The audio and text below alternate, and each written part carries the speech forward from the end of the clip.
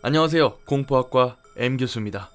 공포학과 학생이라면 아마 한 번쯤 정선 모텔 괴담을 들어보셨을 겁니다. 정선 주변 모텔에서 자살하는 사람이 많고 그렇기 때문에 귀신이 나온다는 건데요. 대체 얼마나 많이 자살을 하며 어떤 괴담들이 있는지 자세한 그 내막을 알아봤습니다.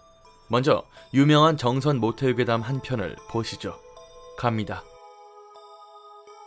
이 이야기는 저희 아버지께서 직접 겪으신 이야기입니다. 직업 특성상 지방 출장이 많으셨던 아버지는 그날도 직장 동료 한 명과 강원도 정선으로 출장을 가셨습니다. 업무가 너무 늦게 끝나다 보니 근처 모텔에서 하룻밤 묵고 가시기로 했죠.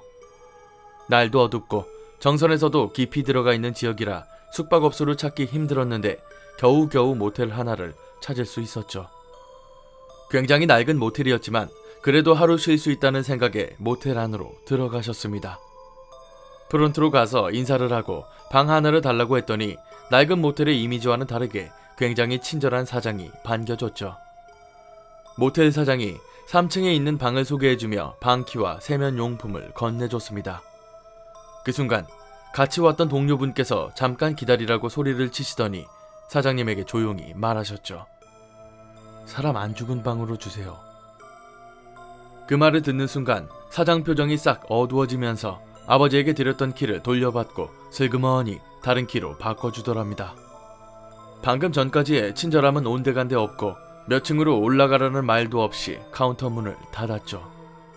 꺼림칙한 마음에 동료분께 왜 그런 이야기를 해서 사람 기분 나쁘게 만드냐고 물었더니 하는 말이 여기가 그 정선 카지노 도박장 근처인데 카지노에서 다 털린 사람들이 모텔에 와서 자살하는 경우가 많아요.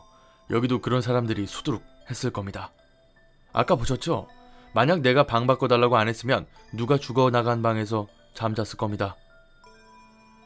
그 말을 듣고 그날 밤은 제대로 잠도 못 주무셨는데 다행히도 아무 일도 없었다고 하시더군요. 가끔 모텔에서 잘 일이 생기죠. 사실 저는 그럴 때마다 괜스레 이 이야기가 생각이 납니다. 내가 지금 누워있는 침대에서 혹시나 불미스러운 일이 있지 않았을까 말이죠. 다른 불미스러운 일은 많았겠지만 아무튼 앞서 보신 괴담처럼 정선 주변에서 자살자가 많다는 말은 정확히 사실입니다. 정선 카지노를 가보면 그 주변에 죄다 노숙하고 있는 사람들이죠. 소위 도숙자라고 불리는 이 사람들이 도박에 중독되어서 그 주변을 떠나지 못하는 사람들입니다. 결국 돈이 없어서 극단적인 선택을 할 가능성이 많은 사람들이죠. 그러면 이 정선에서 자살하는 사람은 얼마나 될까요? 2008년부터 2017년까지 정선에서 도박 때문에 자살한 사람은 61명입니다. 한 해 평균 6명 정도가 도박 때문에 스스로 목숨을 끊는다는 말인데 사실 이 수치는 맞지 않아요. 왜냐하면 경찰에서 공식적으로 도박 관련 자살자로 통계를 잡는 사망자는 명확한 근거가 있는 사람들이거든요. 쉽게 말해 유서에 도박으로 진 빚이 너무 많아서 죽음을 택했다 라는 식으로 명확하게 도박 관련성이 입증이 되어야 도박 관련 자살자로 잡힙니다. 그 말인즉 실제 도박 관련 자살자와 수치가 다를 수 있다는 점이죠. 중앙일보 기사에 따르면 2017년 중순까지 정선군에서 자살을 포함한 변사자가 54명이 발견됩니다. 그중 자살자는 21명이었는데 도박에 의한 자살로 분류된 사망자는 단 1명입니다. 분명 나머지 20명도 도박과 관련된 것으로 보이는데 말이죠. 정선경찰서 관계자가 말하길 외지인이 생활고에 쪼들리다가 자살한 경우는 거의 도박이 원인이지만 대부분 그렇게 구분되지 않는다 라고 합니다. 결국 이 작은 군에서 엄청난 사람들이 도박 때문에 스스로 목숨을 끊는다는 말이죠. 앞서 제가 이렇게 사람이 많이 죽었다는 말을 하고 싶은 이유는 단 하나 때문입니다. 보통 귀신이 나와야 무섭다고 생각하시겠지만 도박만큼 공포스러운 게 없습니다. 정선에서 사람 죽어나갔다고 뉴스에 나온 거 보신 적 있으신가요? 그만큼 많이 죽어나가고 그렇기 때문에 뉴스거리로도 사용되지 않는 겁니다. 정선에서는 이상한 관행이 있습니다. 모텔이나 공공화장실에서 문을 두드렸는데 답이 없으면 바로 문을 강제로 열고 들어가죠. 누군가 그 안에서 극단적인 선택을 하는 일이 많기 때문인데 실제로 그렇게 사람 살린 경우도 많답니다. 랜드 출퇴근족이라고 불리는 사람들도 있어요. 평일에는 직장으로, 주말에는 강원랜드로 가는 사람들인데 이들의 마지막 종착지는 대부분 강원랜드 근처에서 노숙을 하는 도숙자입니다. 자살을 선택한 사람들 중에 강원랜드 출입 금지 신청을 하는 사람들도 많죠.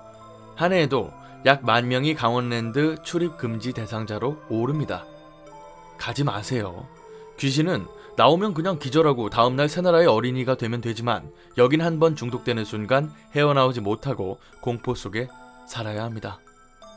사실 이 말을 하고 싶어서 이번 영상 준비했습니다. 그런데 또 그냥 하면 섭섭하니까 서비스로다가 괴담 하나 더 들려드립니다. 갑니다. 이건 제가 모텔 카드키 시스템을 구축하고 도어락 설치를 했을 때의 일입니다. H리조트 신축 공사 때 도어락 시공을 했었는데 작업 시간대가 새벽이었죠. 리조트 담당자가 고생한다고 콘도방을 쓰라고 했지만 혼자 넓은 방에 있는 게 편해서 주변 모텔에서 투숙을 했습니다. 그리고 그게 다시는 기억하기 싫은 경험으로 바뀔지는 몰랐죠. 샤워를 마치고 스포츠 영상을 보며 맥주를 마시다가 저도 모르게 잠에 들었습니다. 그러다 어느 순간 눈이 떠졌는데 침대 바로 제 옆에 웬 남자가 자고 있는 겁니다. 잠결에 같이 온 직원인가 싶었는데 생각해보니 분명 어제 저녁에 저 혼자 왔거든요. 순간 등줄기에 땀이 나기 시작하고 사지가 마비되는 것 같았습니다.